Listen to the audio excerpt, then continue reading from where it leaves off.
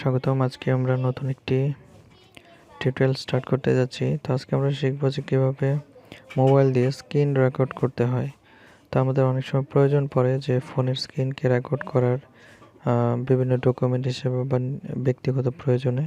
তো এই স্ক্রিন রেকর্ডটা কীভাবে স্মুথলি সুন্দরভাবে করতে পারি, এই জন্য অনেক অ্যাপস আছে, কিন্তু সব অ্যাপসে মনের মতো হয় না। তো আমি আজকে যে অ্যাপসটা দিয়ে আপনাদের স্ক্রিন রেকর্ড করে দেখাবো, এটা যথেষ্ট ভালো। তো আমরা প্রথমে চলে যাব প্লে স্টোরে যাওয়ার পর আমরা এখানে সার্চ বাটনে লিখব এক্স রেকর্ডার। এই যে দেখুন সবার উপরে চলে আসছে স্ক্রিন রেকর্ডার, এটাই হচ্ছে এই যে এক্স রেকর্ডার, এটাই। তো আমরা এটার মধ্যে ক্লিক করব।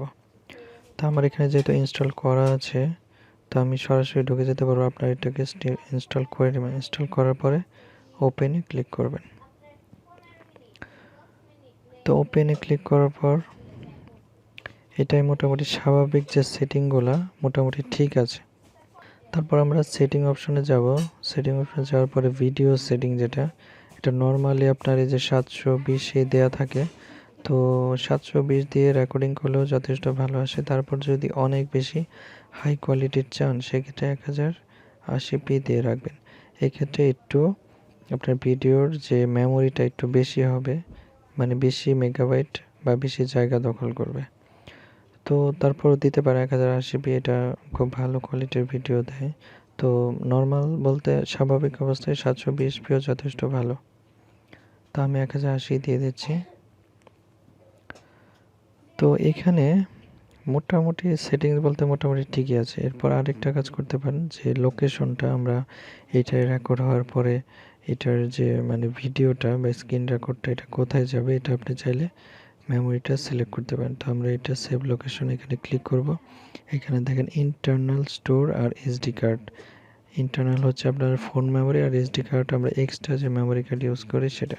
তো আমরা আমাদের ইচ্ছা মতো এখানে দিয়ে নেব। তো আমি এখানে এসডি কার্ডটাই দিচ্ছি, মানে এক্সট্রা মেমোরি দিয়ে দিচ্ছি। তো এরপর ওকে ক্লিক করলাম, এরপরে আমি কনফার্ম দিলাম।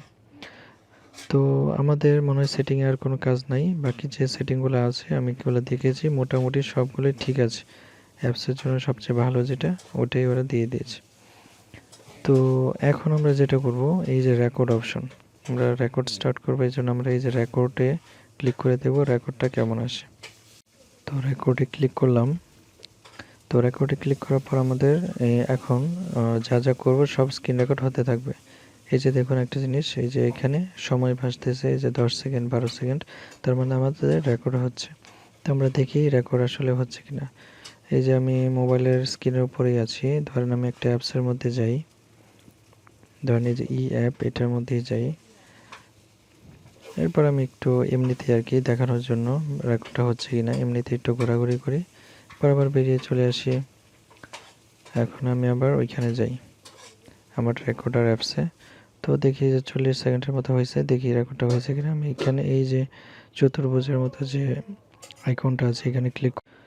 তো আমরা শুনছি না, তো আমরা দেখলাম যে স্ক্রিন রেকর্ড হয়ে গেছে। তো এভাবে আপনারা আপনাদের যাবতীয় স্ক্রিন রেকর্ডিংগুলো করতে পারেন। তো এই অ্যাপসটা আমি অন্য আরও অনেকগুলো অ্যাপস ট্রাই করছি। তো এই অ্যাপসটা যথেষ্ট ভালো, আপনারা এই অ্যাপসটা নিতে পারেন। অথবা আপনাদের অনেকের ফোনে অটোমেটিক ফোন থেকেই কিছু স্ক্রিন রেকর্ডিং দিয়ে দেয়, স্ক্রিন রেকর্ডিং সফটওয়্যার দিয়ে দেয়, বা আপনাদের সেটিংয়ে কিছু স্ক্রিন রেকর্ডিং অপশন আছে।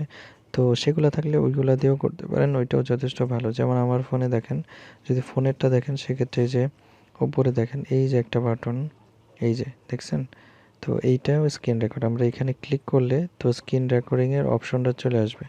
তো আমরা ওইটা দিয়েও চাইলে স্ক্রিন রেকর্ড করতে পারবো। তো এটা যদি নাও থাকে, আপনারা প্লে স্টোর থেকে এক্স রেকর্ডার নামিয়ে ওইটা দিয়ে সুন্দরভাবে স্ক্রিন রেকর্ড করতে পারেন। তো এই ছিল আমাদের আজকের ভিডিও। সবাইকে অসংখ্য অসংখ্য ধন্যবাদ আমাদের সাথে থাকার জন্য। এরকম আরও গুরুত্বপূর্ণ ভিডিও পেতে আমাদের চ্যানেলটি সাবস্ক্রাইব করে রাখুন।